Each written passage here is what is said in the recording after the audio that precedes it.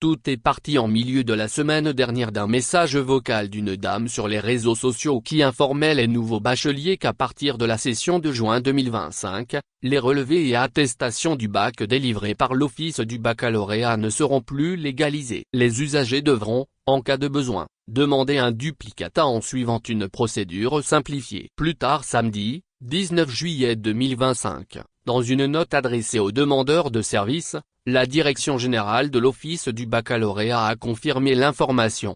La Direction générale de l'Office du baccalauréat porte à la connaissance des demandeurs de services qu'à partir de l'examen du baccalauréat deuxième partie, session de juin 2025, les relevés de notes et les attestations ne sont plus légalisables. Ils peuvent se faire établir au besoin des duplicata, en fournissant les pièces suivantes, une copie simple de l'acte de naissance, une copie simple du relevé de notes ou de l'attestation concernée, et une quittance de 1000 FCFA par document, payable à la caisse de la Direction générale de l'Office, précise la note.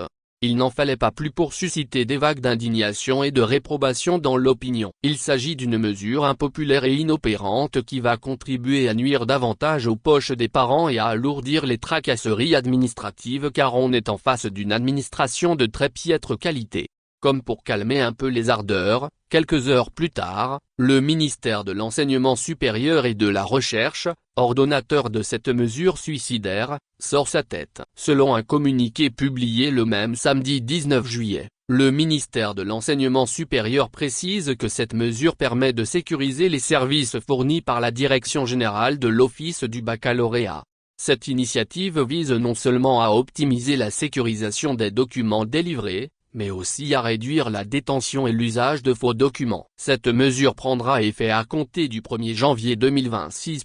Dans l'intervalle, les attestations et relevés continuent à être délivrés comme habituellement. En vérité, qui trompe qui? Pour la légalisation d'un document, il faut nécessairement apporter l'original. La question de la sécurisation est juste un prétexte fallacieux pour soutirer des sous aux pauvres populations. Au départ, la légalisation des documents scolaires se faisait gratuitement juste avec mention dossier scolaire. Par après, l'administration a introduit les timbres de 100 FCFA. Étant surendetté, le Togo ne fait que créer des taxes incongrues pour enfoncer davantage le peuple dans la misère. C'était pratiquement les mêmes arguments fallacieux qui ont porté l'établissement de la carte d'identité nationale de 1000 F à 5000 F. Mais est-ce que cela a empêché les arnaqueurs de fabriquer le nouveau format de cette pièce?